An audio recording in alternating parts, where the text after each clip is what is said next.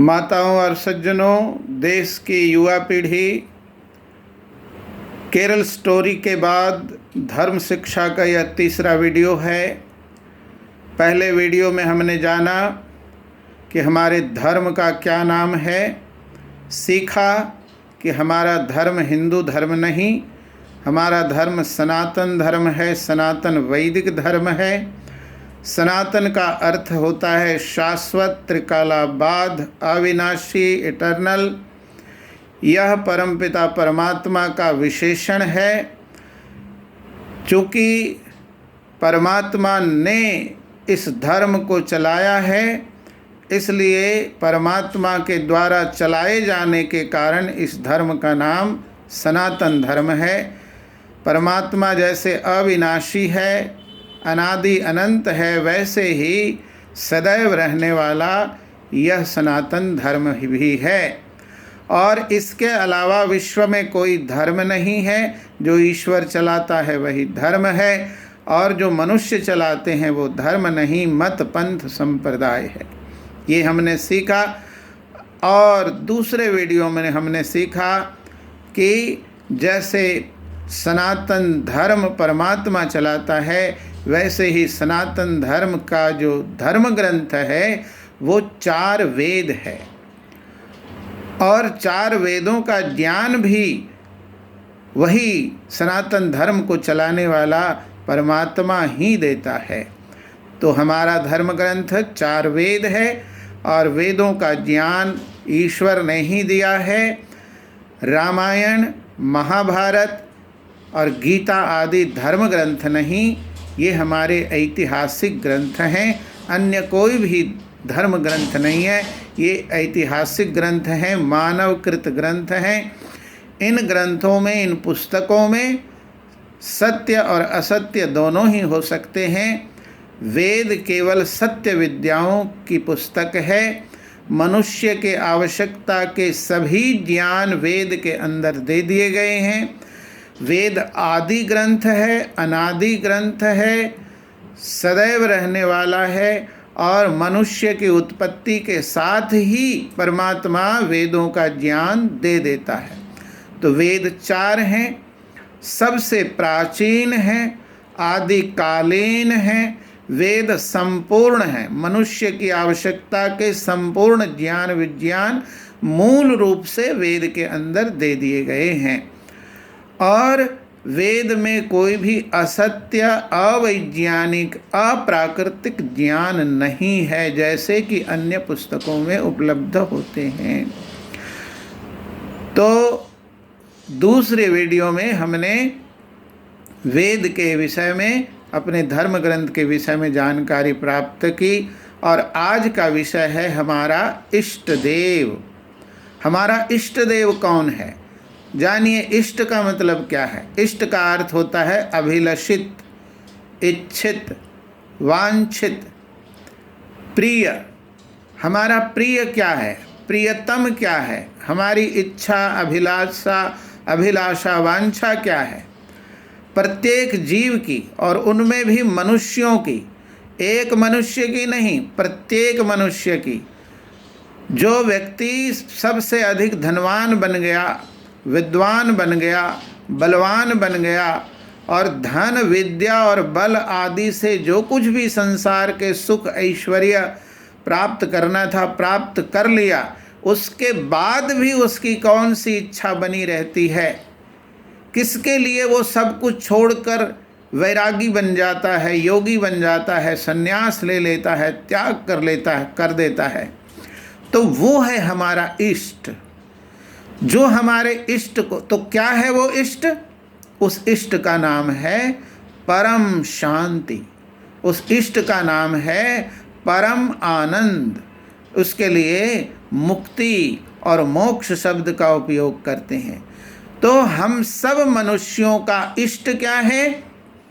इष्ट है परम आनंद, परम शांति, मोक्ष धाम को प्राप्त करना, ये हम सब का इष्ट है। और जो इष्ट का देने वाला है वो हमारा इष्ट देवता है। तो वो इष्ट को देने वाला कौन है? आनंद किसका गुण है? परम शांति किसका गुण है?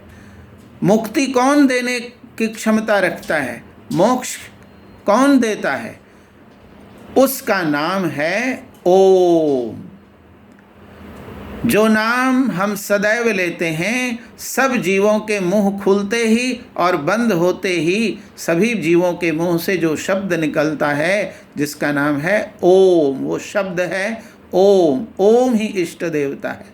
मनुष्य जैसे ही संसार में आता है, माँ के गर्भ से बाहर आता है और 2-3 घंटे के अंदर उसकी जिह्वा पर सोने की शलाका से उसकी जिह्वा पर ओम लिखा जाता है। वाल्मीकि रामायण महाभारत आदि में आप देखेंगे, राम लक्ष्मण भरत शत्रुघ्न आदि पैदा हुए। राजा दशरथ ने तत्काल वशिष्ठ की उपस्थिति में जात कर्म संस्कार करा के अपने चारों पुत्रों की जिह्वा पर क्या लिखा? ओम लिखा। ये ओम ही सबका इष्ट देव है। उसी ने हमें माँ के गर्भ में बनाया और उसी ने सारी सृष्टि रचाई।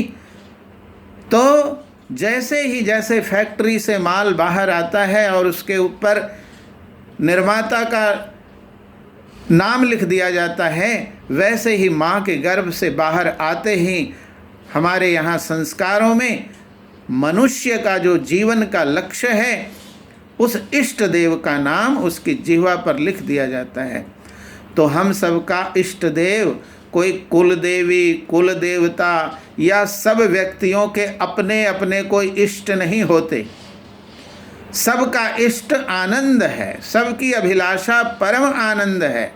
जीवन में मुक्ति को प्राप्त करना है, मोक्ष को प्राप्त करना है, और मोक्ष देने का सामर्थ्य केवल और केवल परमात्मा में है, जिसको पाने के लिए शंकर जी भी उसका ध्यान लगाते थे, ब्रह्मा जी भी, विष्णु जी भी, इंद्र जी भी, नारद जी भी, राम जी, कृष्ण जी, हनुमान जी, दुर्गा जी, सब उसी इष्ट की, उसी ओम की उपासना करते थे, ध्यान लगाते थे। तो जिसका नाम हर वेद ऋचाओं के आरंभ में जिस ओम का नाम लेते हैं, जिस हर एक काम के आरंभ में जिसका और अंत में जिसका नाम लेते हैं, उस शब्द का नाम है ओम, और यही हम सब का इष्ट देवता है। तो आज से किसी भी सनातनी के अंदर ये शंका नहीं होनी चाहिए कि हमारा इष्ट देव कौन है, और हमारा इष्ट देव निजी देवता है, प्राइवेट देवता है। तो कोई प्राइवेट इष्ट देव नहीं होता है, प्राइवेट देवी देवता नहीं होते हैं। जो भी है वो सामान्य है, वो कॉमन है, वो सबके लिए है। और हम सब का कॉमन जो एम है, कॉमन जो लक्ष्य है, वो है परम आनंद को प्राप्त करना, मोक्ष को प्राप्त करना। इसलिए आज से सब सनातनियों को ये जान लेने की आवश्यकता है, सबको ये बता देने की आवश्यकता है। और आपसे निवेदन है कि इस वीडियो को अधिक से अधिक YouTube चैनल पर देखें, इसको पसंद करें और अधिक से अधिक संख्या में इसको प्रसारित करें, साझा करें, जिससे कि ये बात सब लोगों तक पहुँचे। और आपको कोई शंका हो तो हमें प्रश्न भी कर सकते हैं, हमें पूछ सकते हैं। मैं आपको अपना दूरभाष संख्या दूंगा और अब प्रश्न करके अपने प्रश्नों का समाधान कर सकते हैं। तो आज का विषय हम सब का इष्ट देवता ओम है, हम सब का एक ही देव है, हम सब की जो इच्छा और अभिलाषा है उसको पूरा करने वाला ओम ही है।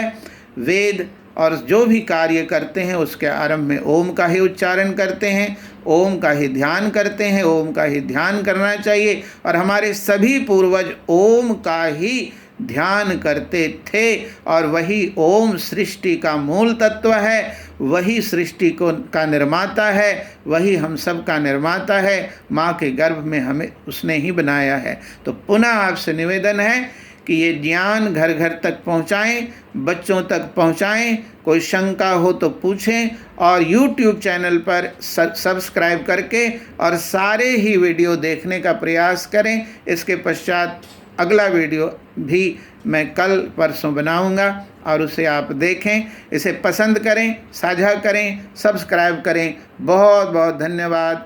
नमस्ते।